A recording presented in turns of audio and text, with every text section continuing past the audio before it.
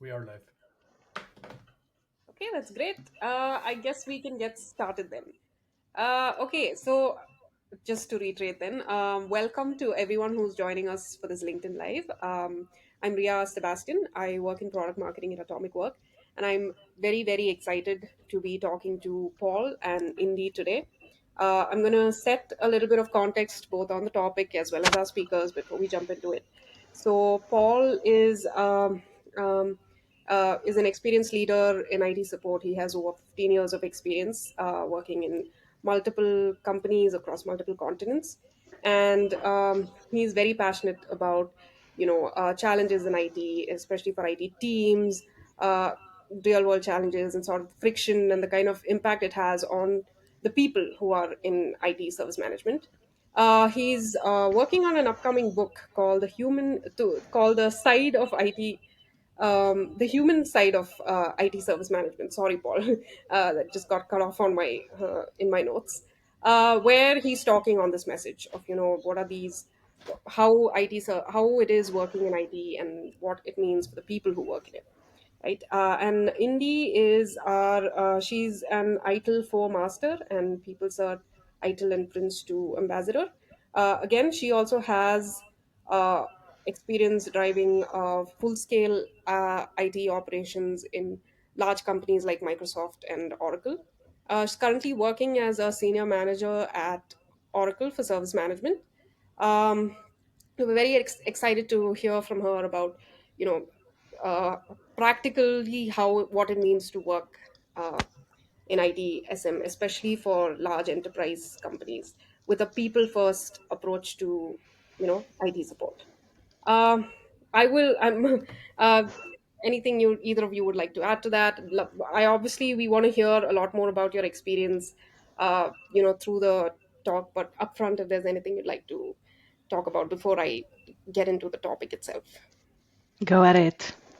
Nothing on my side. All right.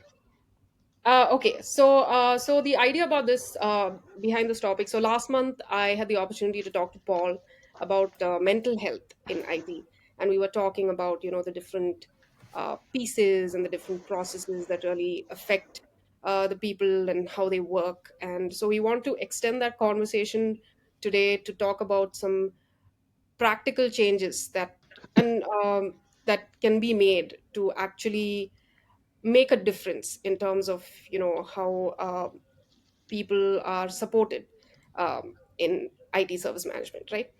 So the idea being, of course, that this has to come from a leadership level, but that doesn't always need to mean that it has to be some full Mm. scale, big enterprise wide change or like a massive transformation. It can just be small changes that you bring about in in your processes, in the daily processes, and how that can actually have a big impact, right? So Paul, if you'd like to you know take us a little bit into that and what that actually means. Well, I would say I would like to talk about a big challenge is that often in IT service management we seem to focus very much on the tools we use, right? Like, oh, this tool isn't good, that's why things are hard, and if we just get a new tool or if you just improve it, then everything's going to be good. But in my experience, it's mostly about culture and Mhm. morale. So morale can drop a lot long before the performance shows it. So your performance can still be high while the morale is dropping. So slowly you'll start seeing silent fatigue, process burden, lack of recognition, and then slowly people get worn down by this.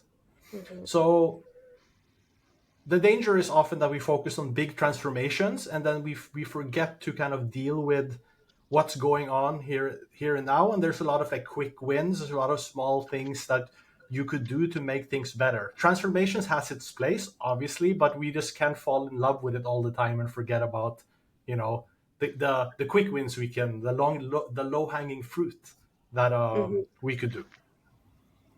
True, yes, that's a great point. Yes, and I'd love to get into talking about that, but before we do, we'd like to ask a bit of an icebreaker question, just to sort of just get everyone thinking about what we're about to talk about, right? And so this, I'm asking both of you here.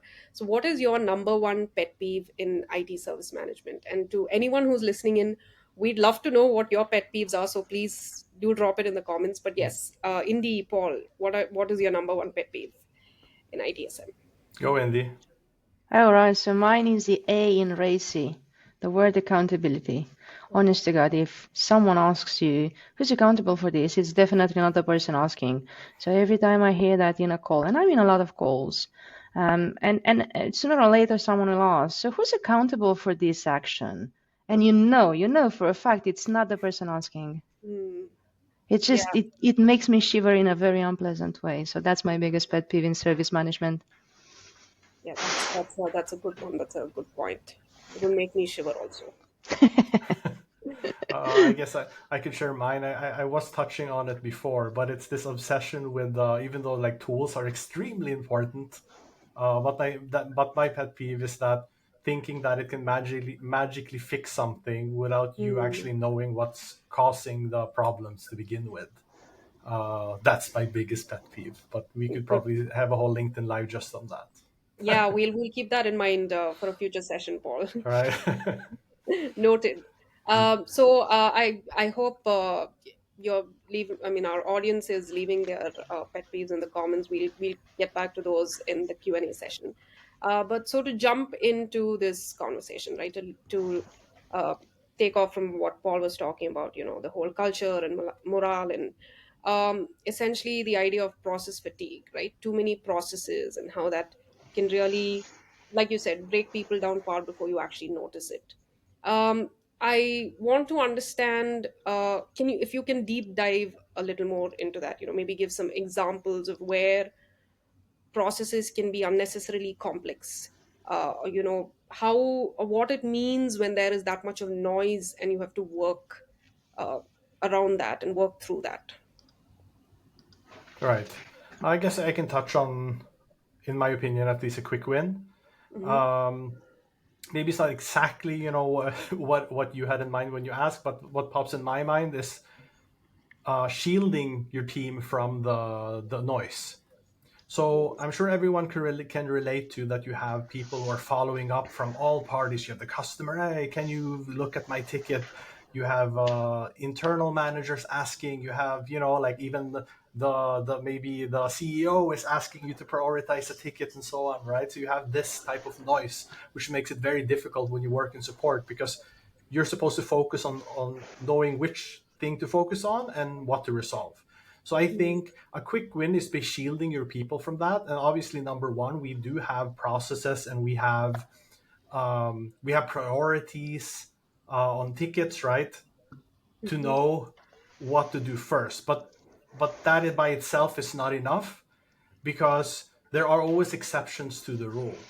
So in my opinion, what can be effective is having someone who maybe someone, or it doesn't need to be a person, but it can be a small team, a coordinator, a team lead, can be like the main, like a single point of contact for something that goes outside the process that needs to be prioritized, that's not obvious, that needs to be prioritized. That can help, and they can kind of make the decision rather than expecting that the support team will have to make these big calls. That's kind of, in my opinion, not their job, and we need to equip them by shielding them from this type of thing. Go You ahead, know how Indy. they used to say that MVP is most valuable person, and when you'd get a ticket from the CEO, everybody would jump ship, and that would be immense quantities of companies' money trying to fix something just because the most important person was opening their mouths. Hmm. Well, we kind of shifted that paradigm when empowering people because we made sure that the MVP no longer stands for most valuable person, but for minimum viable product. So if your request, whomever you are, is relevant to the business productivity, the availability, the performance, the you name it, then it comes at the top of the list. But it's no longer Mr. John Smith, CEO of XYZ company, calling in and saying, I Mm. cannot reset my password. Because now, with everything going SaaS and us moving into modernity and delivering invoices every month because it's as you go, it becomes a question on, dear customer, pick your favorite child. If your favorite child is a person and you want to cause fatigue to my team, It's going to be fine, but we're going to invoice. So I guess everybody's learning the value of time because time now is actually money. I love that. I love especially that analogy about, yeah, pick your favorite child and we're going to invoice it. If it's That's reminds me so of that good. joke where, Absolutely, we can scale up and scale down. It's people as a service right now. I work for a company that sells SaaS and PaaS and IaaS, and it's as a service everything. So if you want people as a service, you get people as a service. You can have 100 engineers doing the work of 4 engineers just because you want to do it in 12 months when we could do it in 2 because you might have a collateral project going on at the same time. It's up to you to decide what's most important to you. So your MVP is really defined day by day. hmm, Hmm. that's very, very interesting. Um, Paul, is there anything you'd like to add to that? Or No, I think it all depends kind of like the angle and industry you're in, but I really really like that example from Indy. That's great. yes, yes, it Mm. is. Actually reminds me of this joke where they say, I'll pick my favorite child and that one will go to college. That's a perfect one. Yes. That one will go to college, the other one will go to market. So, I guess that is the way that we kind of, at least in my area of the industry, we took the stress away from people by making them aware of the fact that they actually hold the entire power. Because if you have a demotivated employee, you can pay them 3 times the salary they currently make. Money is never going to be sufficient if money is the only reason you're doing it. So what I'm more interested in the people I work with, whether they report to me or they're just teams I interact with, whether they're in my employer's company or a customer's company, is that they feel comfortable being there. Because we do spend at a minimum roughly 8 hours a day, 5 days a week. That's a lot of hours. So if you're Mm, going to hate being here, you're not going to be doing a good job. If your morale is down, you're silently quitting. And we had this at the beginning of a pandemic, right? Everybody was just sitting there because it was uncertain whether or not there's going to be the same reality 6 or 12 months from that, whether or not we'll still have these jobs because everybody was automating. But then mhm, all of a sudden, they weren't giving up, though they really kind of hated it being there. And we ended up investing and creating a new reality. The fifth revolution, it's here, it's AI. And now we're scared again, and everybody's morale is dropping mhm, because that's the cycle. We got demotivated, made AI somehow able to replace us, and now we're sad again. But one must imagine Sisyphus happy. So we must keep on going after our Mm. employees' morale, after the connections they make. mhm. And for the first time in my life, I promise you, it starts to make sense that we do have to create that family at work, however hypocritical that sounds. That's interesting. I definitely want to come back to that, but I'm going to backtrack a little bit because I think talking about morale and that part of it, I want to touch on it a little later. But before that, I want to talk a little bit more just to like follow up on the whole idea of processes and uh, taking it from there. I think one of the big things, and this ties back to the whole the CEO example that you were giving, right? I want to talk about what it means to deal with escalations in IT service management, right? Because I know that with the ITSM, it's one of the big, complex, and often like most stressful processes that teams have to deal with. So I'd like to understand a little bit uh, both thoughts from both of you on that, and what are some quick wins or small changes you can make to that process specifically to maybe sort of reduce the impact or reduce the stress that it can cause. Paul, I started last time, so why don't you have the scene? No, go ahead. I know you All like this right. one. I like this one. I like this one for a very simple reason. I love governmental customers, whether they are nowadays customers, cloud customers, and doing their business there, or normal customers, because I can easily empathize and put myself in their beneficiaries' shoes. With commercial companies, it's always about how money moves. And we know governmental also produces money, but it's easy to imagine someone's sister having to receive a down payment because her mortgage is late and her brother can help out, or someone that's going to the doctors and the doctor can't get in the building because access management is down. So it's easy to empathize. So I'm doing most of my work for many, many years, either in governmental segments or in healthcare, because it's yet again easy to empathize. So we were doing an exercise, a huge transition from point A to point B for such a customer a few years ago. And A promise was made. Obviously, corporate promises are like blood oaths. You have to respect them. Everybody has to go get on board.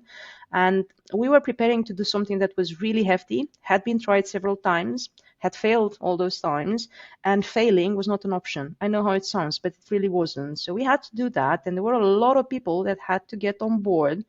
Very little time to clarify it, and obviously, as you would expect, we ran into a major incident in between Christmas and New Year's Eve, and that thing lasted for 36 hours.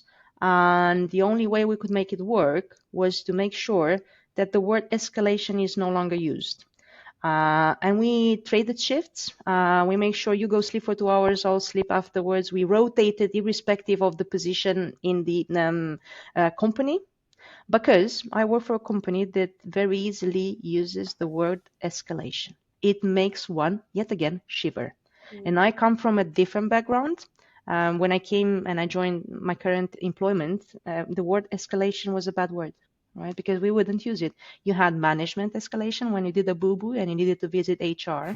And then you had technical escalation when your level of expertise was surpassed and you had to pass it to the next level, right? You'd go from L0, which is service desk, to L1, and then to L2, L3, and so on.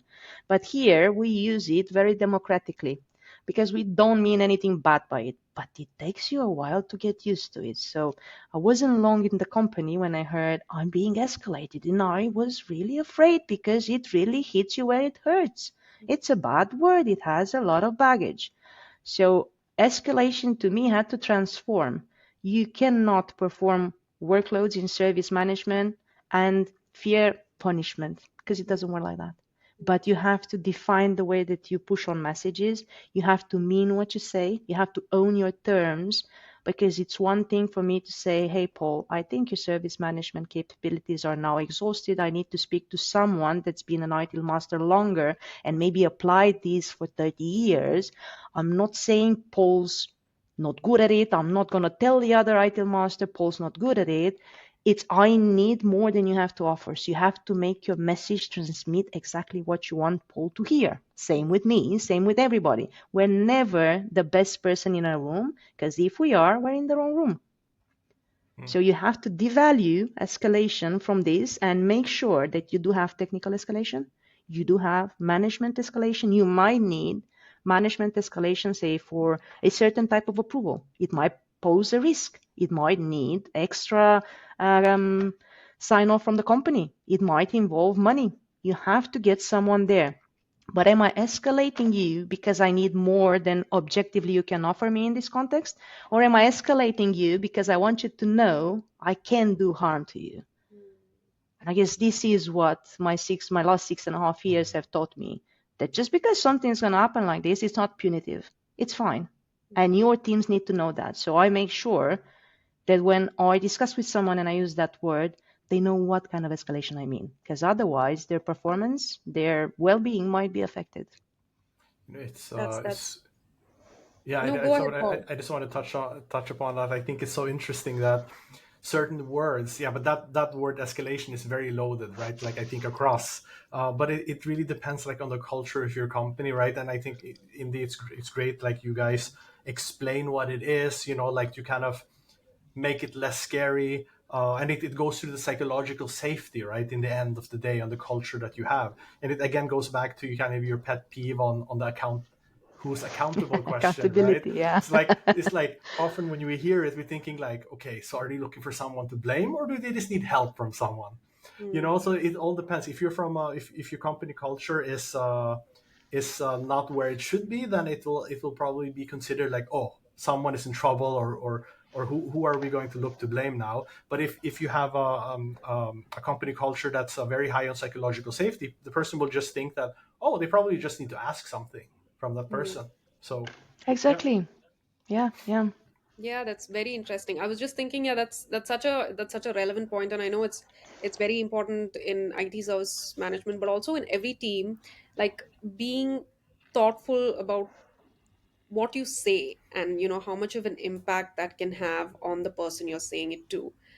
So I was just Mm, thinking, especially for newcomers when they hear certain words, right? Like this, when they're very new to the process, when they're very new to the culture. And then I love the idea that you take the time to sort of explain it to your team and make sure they're aware of what you mean by escalation. And I think that's a practice that everyone needs to take up, not just in IT, but a lot of teams out Mm, there.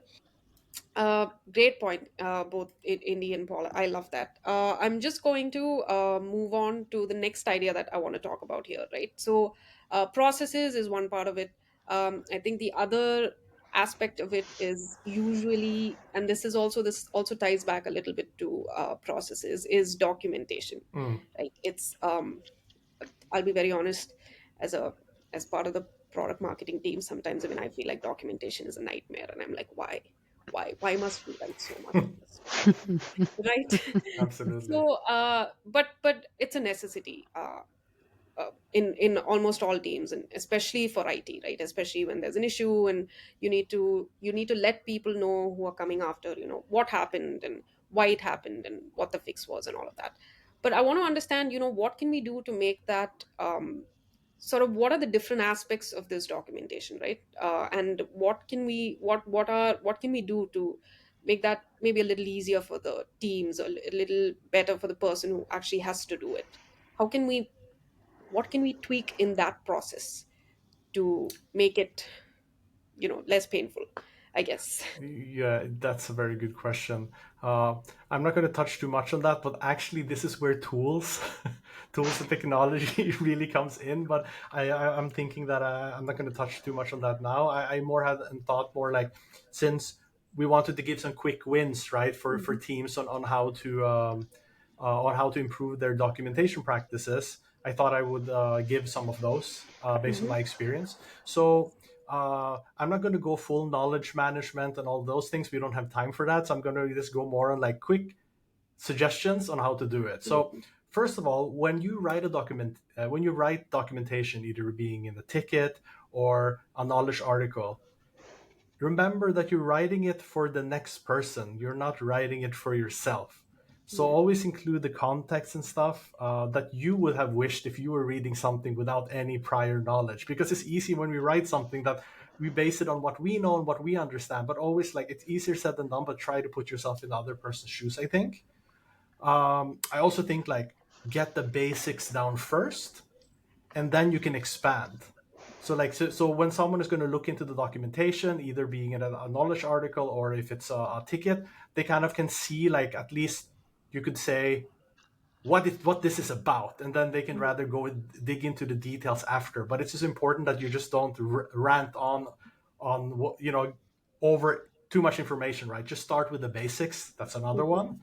And then next one would be, please use simple language that everyone understands, because of course, depending on what type of documentation you're writing, but in general, it can be anyone from product team, right? It can be someone from not even like on the technical team that has to read something, like, so don't use what's the word I'm looking for, um,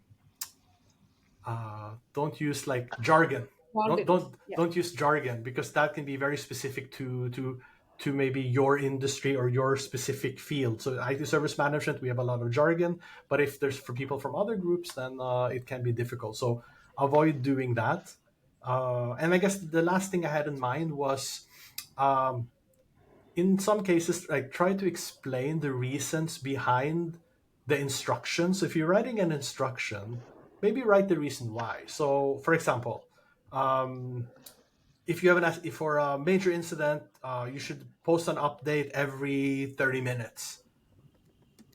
Okay, Mm. fine. But maybe write, in addition to that, you can write, to ensure that all stakeholders know what's going on for customer satisfaction. Or because it says in the contract with the customer, like, give context to why why you're instructing something. At least myself, I find that to be very, very helpful. We did a wedding rehearsal before today's meeting, myself and Paul, and we were discussing this, and I was countering his, because those are really valid points, right? But we were discussing a hypothetical. We will never be sure whether or not when they burned down the Library of Alexandria, they had a recipe for happiness. Write it down. Hmm.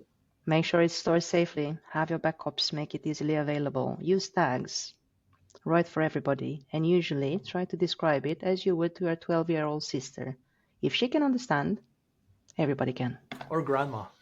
Or grandma. Yeah, Yeah. grandmas are cooler. Yeah. Yeah, they ask questions. They know how to ask questions. Oh I yeah. love I love these. I'm on the side. I'm like frantically typing this out to be like, okay, this is what my technical Mm. documentation. But I love that, and I love the idea that you write for the person who's coming after you, right? You keep that next person in mind, and you write. So, and also, yes, I'm gonna change my Chat GPT prompts to be like, now explain this like you would to a grandma. Because so far I've been saying explain this like you would to a 5-year-old. Let me see what the other one comes up with. Yeah, Great. 5-year-olds miss the complexities, but grandmas, God, they get curious in really pertinent ways. Yeah, They yeah, ask they they really ask do. more than five whys.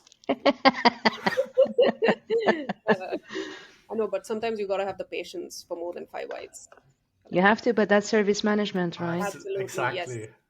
Great point there. Yes, love that. Um, great points on documentation and quick wins around that. One other thing that and we are now, we talked a little bit about this. Indy, you touched on this earlier when we were, initially introducing the topic, where you were talking about sort of, you know, teams, the people need to know sort of autonomy around what they're doing, and they need to Mm-hmm. know how they're contributing and sort of the Hmm. value they bring to the table, right? I'd love to know if we can deep dive a little bit into that. Yeah. What So should that look we need feedback, right? We're social animals. We need to understand. We first of all need to understand what our position is, and then we need other people to validate that because we know, right? We know our own word, give or take. Except for major trauma, people generally know what their words. So they will know where they sit in a team, where they sit in a company, where they can go in a company. But it really helps hearing it from someone, whether it's someone with authority, formal or informal leadership. They definitely need to know. So I'm lucky enough to work in a place where we have a recognition system. You can actually submit people's names for recognition awards. And on picture, you can get rich on those awards. But it's really nice because you get presented every quarter. We have a forum in which we present by name people and the reason why they got recognized. But for me, it's really important that they recognize in between themselves and that they express that they learn how to use their words. And it's going to sound a bit off because I'm a I work in IT for many years and we do AI, right? So we do artificial intelligence a lot and we're going to do it even more. But what I insist towards them when it comes to the human nature is do not write your feedback with AI. Be a human being, sit down, think about the person you're talking about, talk to them as you would write a letter. Tell them that because AI can wrap everything in beautiful words and you will not be able to reproduce it. And I want everybody to, at least in my team, to reach the point where they can express the same feedback face to face, where they can go to someone and say, you've done an amazing job, but you're still not reaching your potential. And that's constructive, right? Or say, you've done really nice. Can you please teach me? And that's recognition. You're so good at what you're doing. I want you to be my mentor, whether it's formal or informal.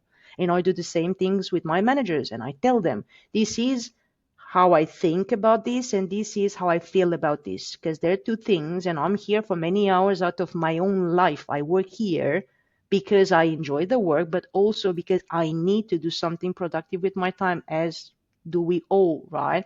So being recognized and making sure that is visible, it actually helps with team morale. And it's difficult to start expressing initially, but it's like dance lessons or swimming or riding horses.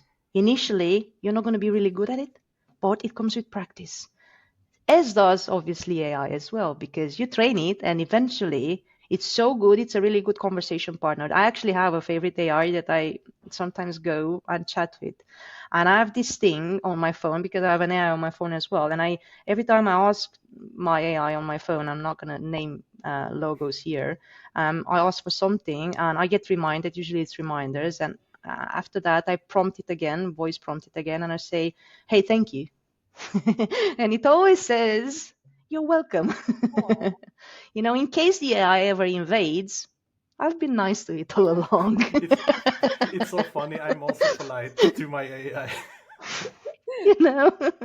But I'm giving it feedback because sometimes I tell it to do something. Hey, so I even give feedback to the AI, and it reminds me of something that's similar in nature because I'm not a native English speaker. So it will record something that's close by, but it's not exactly that. It's like, let's go with grandma. If you miss the comma, it's going to sound very threatening. Mhm. And I correct it and said, thank you very much for reminding me to eat my grandma, but that was not the case.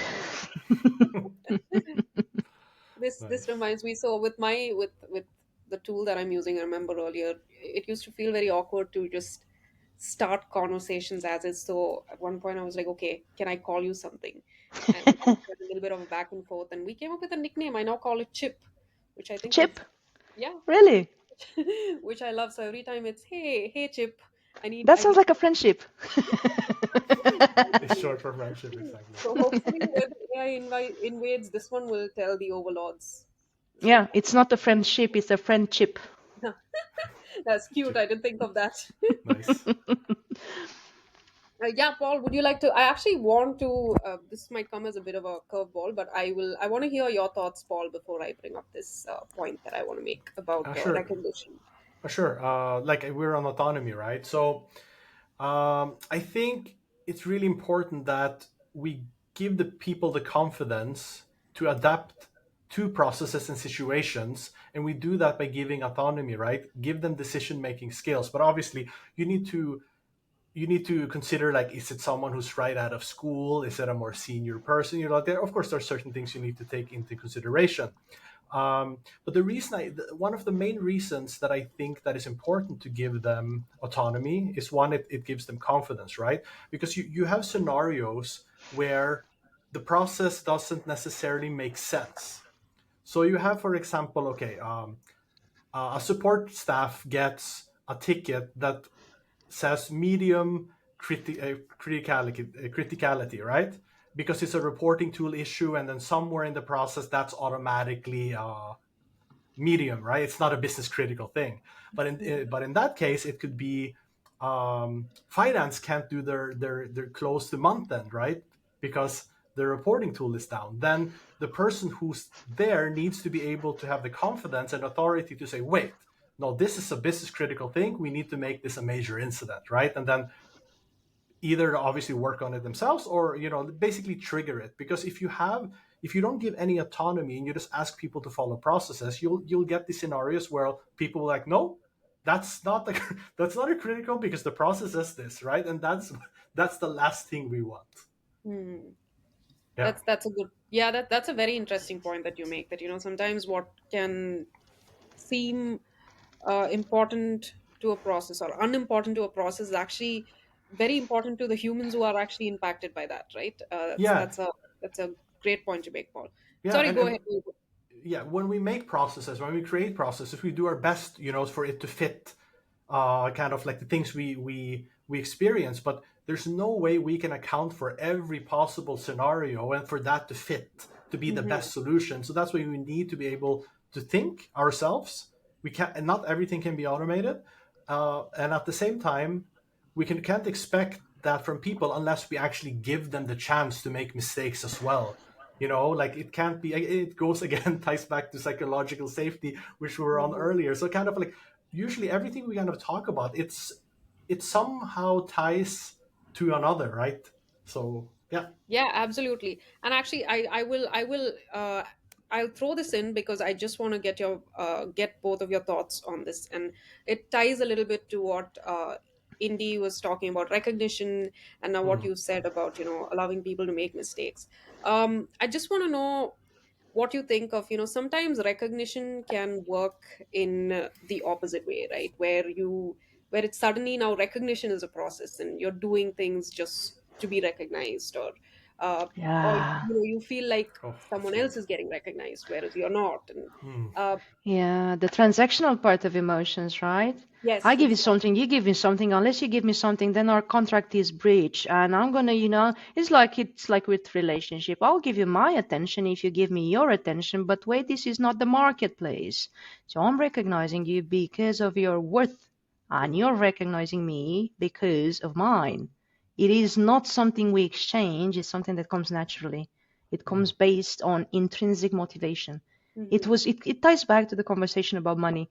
When you have a demotivated colleague or employee, you can pay them 5 times, 10 times, 200 times the money. It's never going to be enough because what they lack is satisfaction with what they're doing, their positioning. You cannot create something out of nothing. It's a two-way thing. It's like tango, right? You can't do it solo. I mean, it's even funny if you try it solo. Yes, yeah. Almost ridiculous. Yes.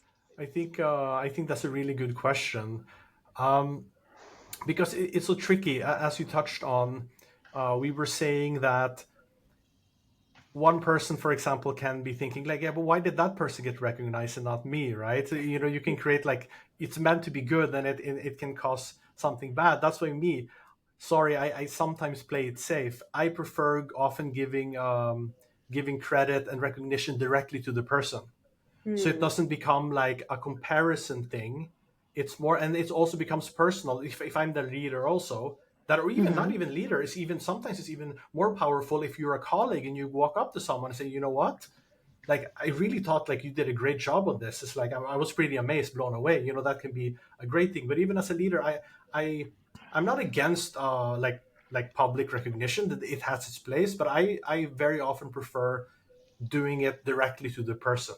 And me myself, maybe it's because I prefer it. I much more prefer getting recognition directly from someone I respect, rather than in front of the whole company. Like for me, it means more. It's more personal when it's directly from someone that I respect a lot.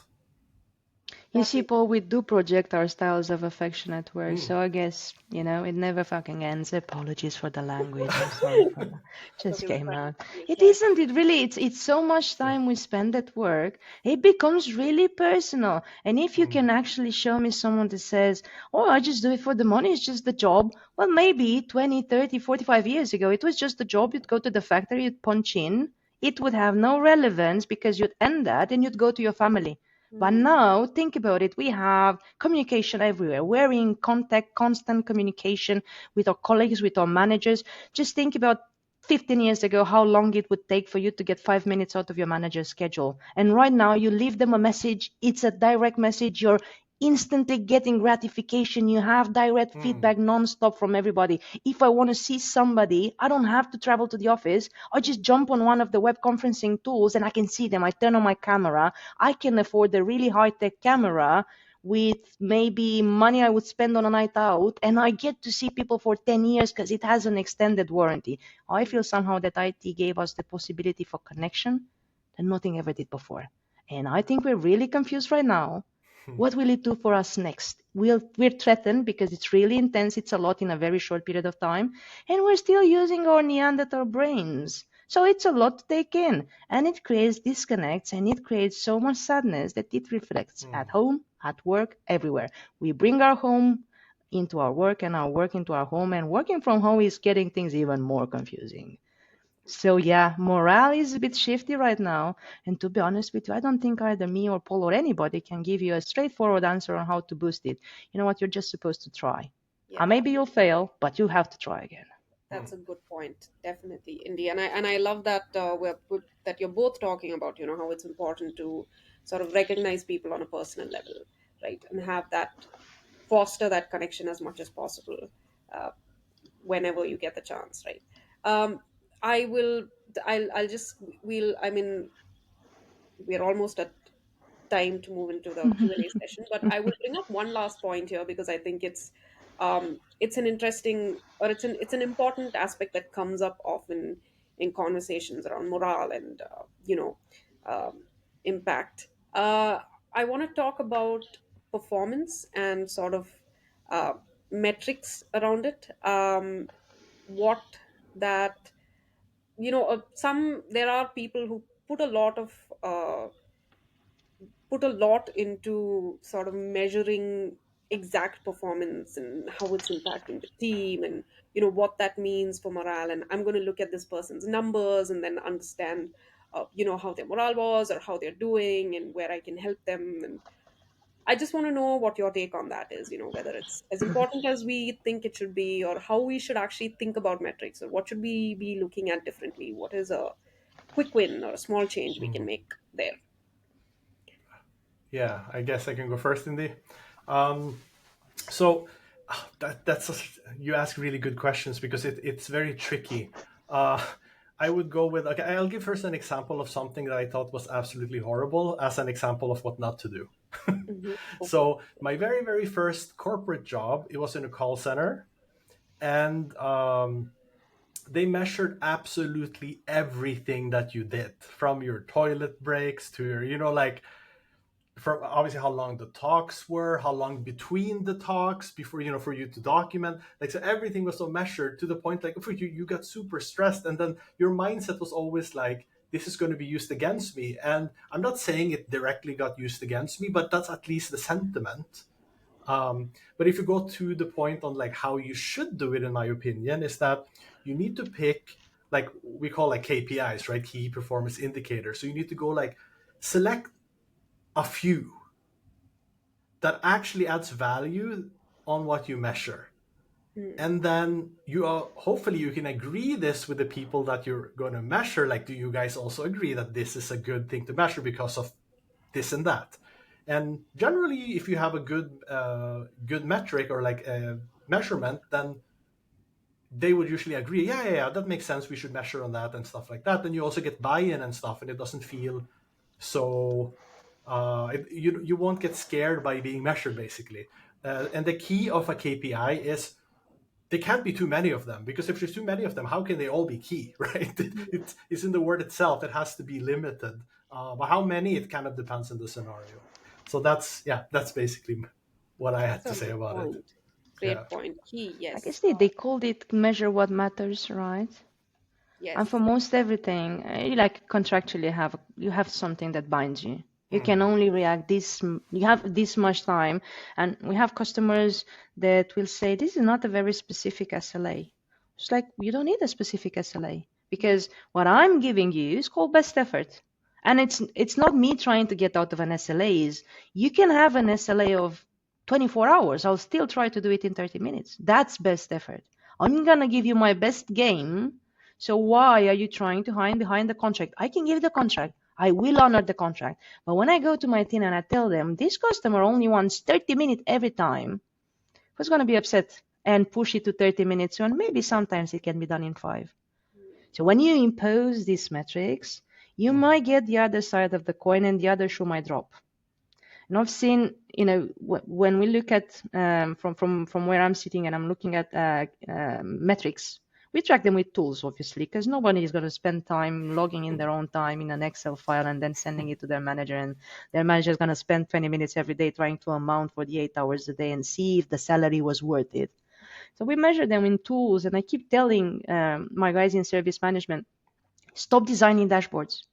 I mean, you need to know when something new comes in, but if you put something that tracks the minutes instead of the maximum, you're going to put pressure on some people that are already overworked, because we're modern times, right? We do pool resourcing. You're never going to get 1,000 engineers assigned to a customer, because they will not need it. It's overhead. They have to pay for that, right?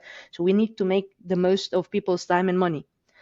So put that in, create some alarms when we're nearing the threshold that might impede on the SLA. Give me an alert, make my tab in my whatever ticketing tool I'm using, make it red, make it flashy.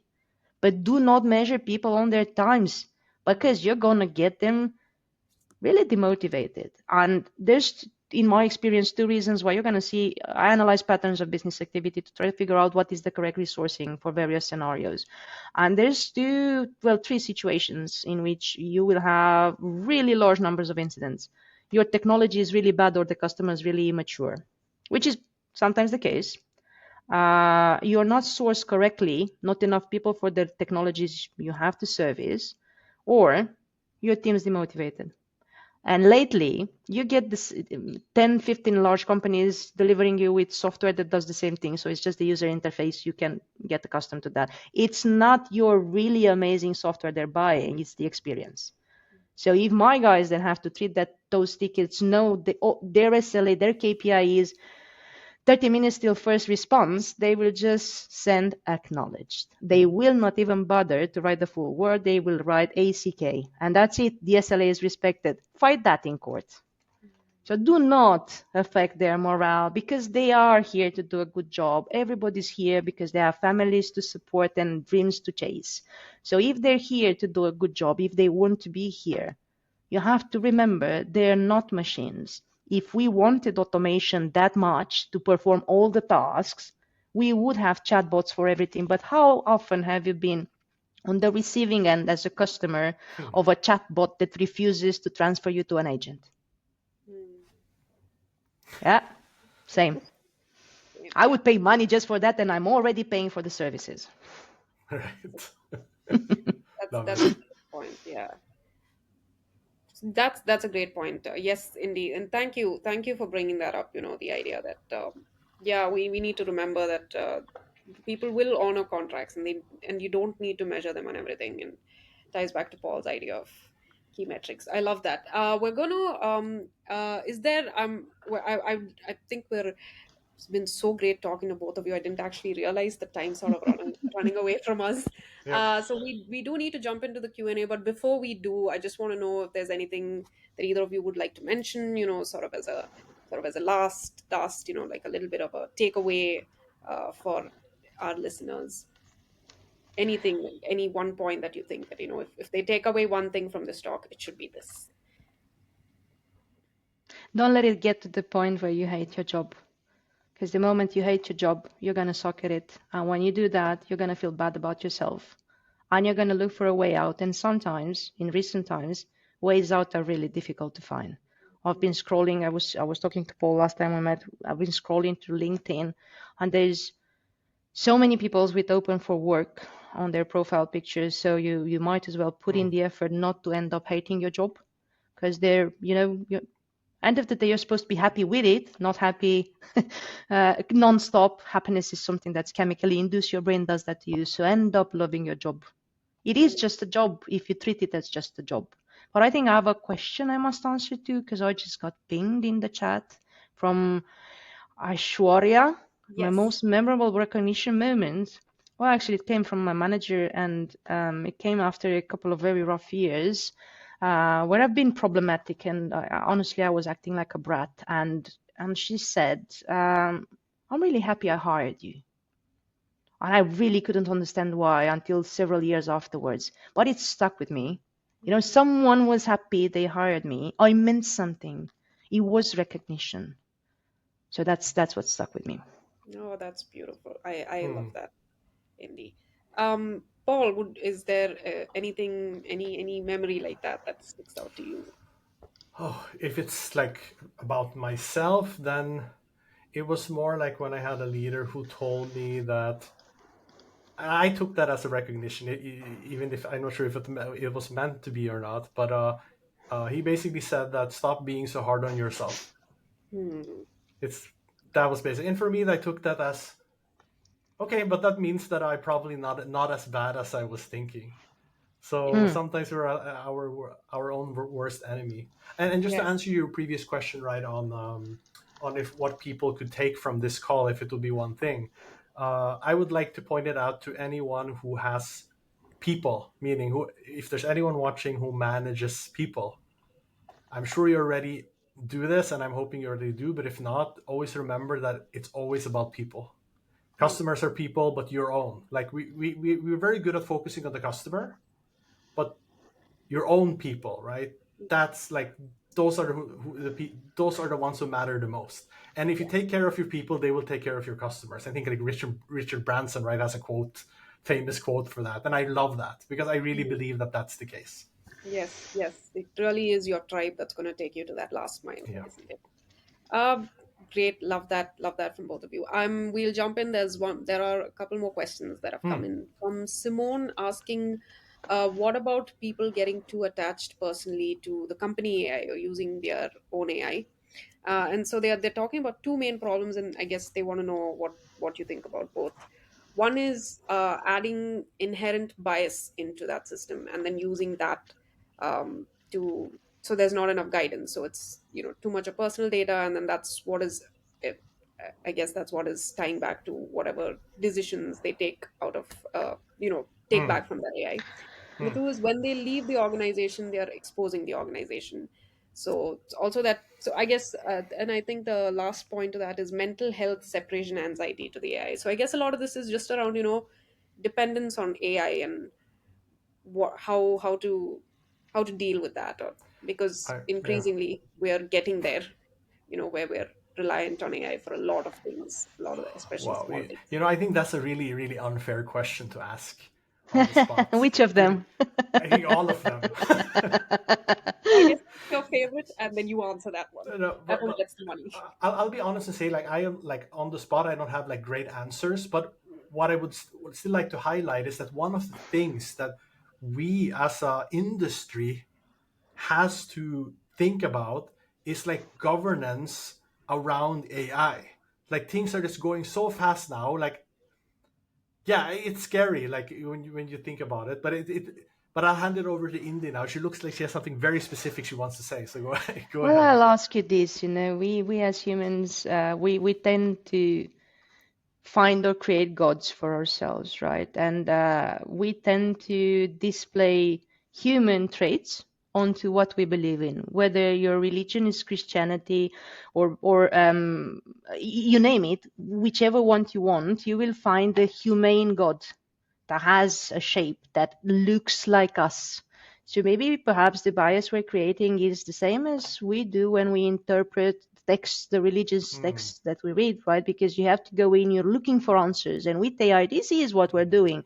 We're mm, looking for quick access, quick gratification, access to someone that knows better. It doesn't matter if they know more or they actually know better, but they can congregate the message that makes sense. It sounds smarter than us, even when it's giving mm, you really bad answers. mm. So I guess who are we to question whether or not the Pope is doing the correct interpretation of the Bible, as long as it's kind of hitting the spot for you? So Hmm. That's that's what you the want to one. hear. Yeah, yeah, yeah, That's yeah. what you want to hear. So if you're browsing social media and you want to get hyped on extreme measures like reforms or politicals or whatever, it's going to start displaying that for you because you're looking for that. It's going to feed into your needs. It's like hunger. Mm, The Mm-hmm. more you eat out of sugar, the more you want. So the Yeah. more you're going to bite out of it, I guess it goes to self-control. mm. Hmm. Right. What I've done to limit the measurements on this, so actually this is a real story, happened a couple of weeks ago. We're doing fiscal years the American way, so year ends on May 31st, and throughout June you do your self evaluation, and in July your manager finalized that process. And I looked at one of those evaluations I had to go through, and I said, if you ever fill in your self evaluate with AI, I will make you go through the performance improvement plan. Nice. I, We have it embedded, right? So it's easy. You tell it, I did this, this, and the other. Create a text that's kind of rather emotional because, but don't put in dark humor and make it sound like something Indy wants to read. But I'll be able to tell. So if you ever do it again. because Indie uses AI detectors when you. Yeah, you're gonna need to tell me what those are. So we're also gonna be using those Yeah. to see if Let's this. have a chat afterwards. Yes, absolutely. By the way, Um, I just wanted to say to Simone, I was obviously, if it's not obvious, I was just kidding that it was an unfair question. There was really, really good questions. yes, yes, Mm, agreed. And I think it also ties back to sort of in these earlier thing about recognition coming from sort of at a personal level, right? mm. Yeah, I mean it's easy to say I'll get AI to do this, but maybe some things you just need to have that self control to be like, no, this I will do it myself. Um, I make it summarize things for me. You have a really long text, or if I'm tired and English is not my first language, so I'll just take the blurb, paste it, and say rephrase this in a British accent. I So love that that. I don't want it to think for me, but there's like chips versus crisps. So if I want to have a British conversation, I'll just slap it Yeah. there and just do it for me, pretty please. I love it. I'm gonna try that. Yeah, yeah, you're gonna have fun. Yes. Uh, okay, so moving on to the next question. This one's from Navneet, and he's asking, "What is one non-traditional metric you've used to measure team morale or engagement?" So not your How typical. much they want to quit. Attrition is a good indicator. Okay. I was thinking exactly the same thing, but I'm not sure if how non-traditional that is. But that's exactly what I was thinking too. It's the intention, whether Mhm. they do it or not, but the intention. So I asked my guys, I tell them, go interview with other people. And they don't, It's not like I'm going to check on that. We work from home. They could do it in their lunch break. I wouldn't be able to tell.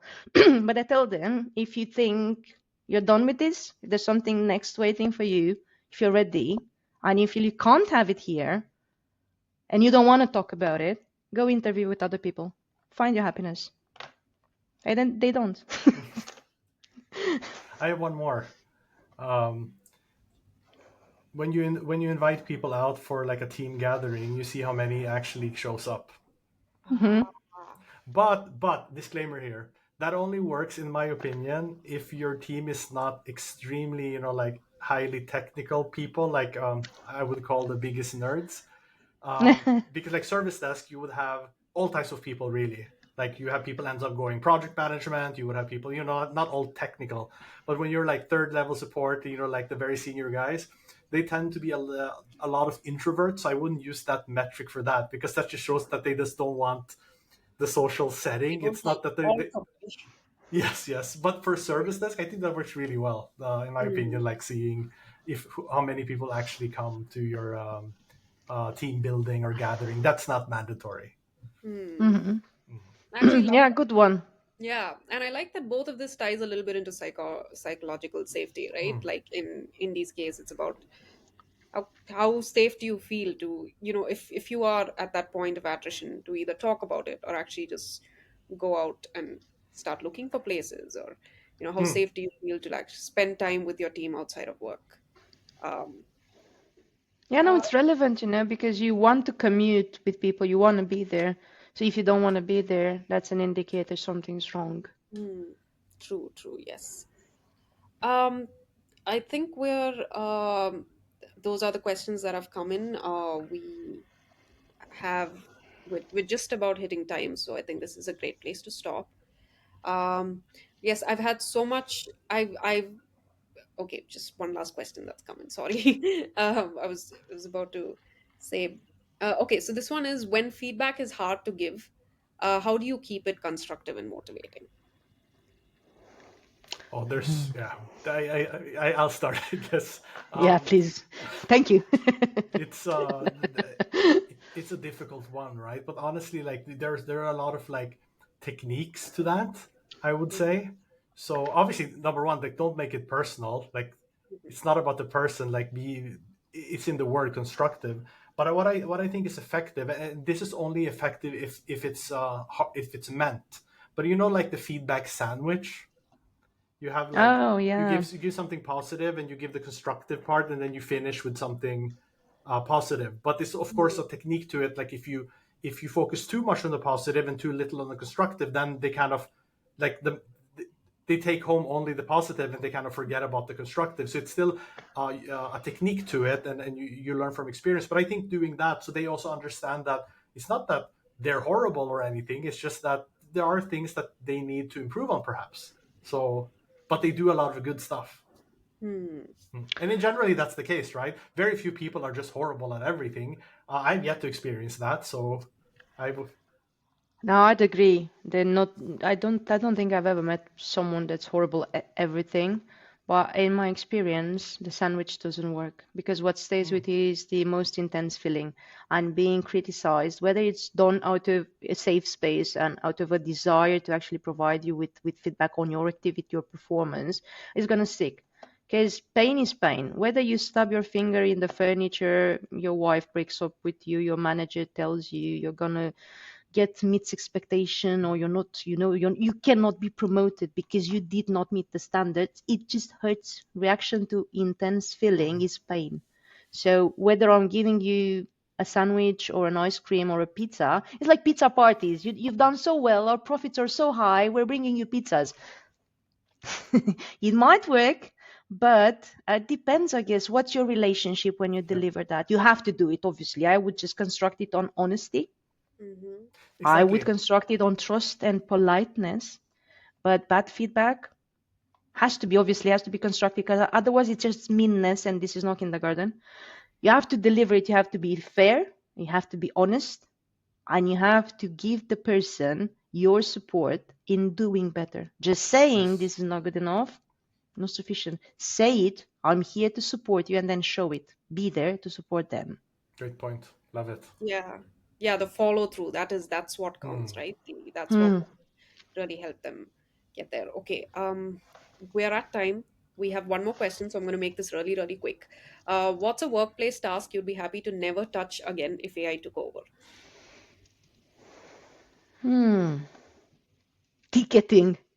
Honestly, ticketing. I've been in ticketing for close to 20 years. If I would never have to assign a ticket to another queue manually ever again, thank you, AI. Let's do it again. Yeah, I have one, and it is playing. Thanks for that, Indy, because it triggered something. Because it associated with it, right? It's like actually not having to, if not ever, and this definitely is we're close to being there. I think, especially since I don't like troubleshoot myself, not ever having to go into a tool to access the ticket and information. Oh, I think I would love that. He's more Yeah, idealistic than me, you can tell. yeah. But Not ever having to access a also, ticketing tool. yeah, but like the separate. I guess a clarification. The separate ticketing tool. You know what I mean? Like Mm, it's mm-hmm, basically where mm-hmm, you work. It's not. mm-hmm. yeah, Because I hate having too many. Like we never want to switching. reboot our computers because we have like a million tabs open and we have Yes. like those are the things that I think AI can really I really can really see help Paul with. doing this in the air and a screen opening in front of his eyes, and he'd just like in sci-fi movies, click on this, click on that, it would open, then he'd swipe it away. Never You have to know, touch a ticketing Very tool I'm again. Jarvis Iron Man like situation. Yeah. you nailed it, Indy. That's exactly That's what I what you want. described. You just want to like, you want to look outside, you want to see the weather, you're going to just point to your window. It's like 38 Celsius. Oh my God, start the AC. Hmm. We'll someday. We can all hope someday we'll get there. Mm, mm. Yeah. But Or love maybe that. we Love or that. maybe we shouldn't, right? It's not Maybe always we good that we get shouldn't. everything we want. So Nope, one yeah. should not become God. True, true, true. Ah, this is okay. I think that's great. We'll end on that note. Thank you so much for your time, Paul and Indy. It has been so fun talking to you, and I really, really love that we're having these conversations around, people and culture, and mental health, and psychological health in the Likewise. workplace. Thank you I so really, much. really hope we get to do this again. And before we end, Indy, I just want to say, please say hi to your cats from me. I Please. will. I Oh, will say hi to the cats. You can see both of them. I have two here. I have three more downstairs, so I'll Oh, definitely go say hi to everybody. it has taken all of my self-control to not like just gush on camera about my I cat. promise to deliver that.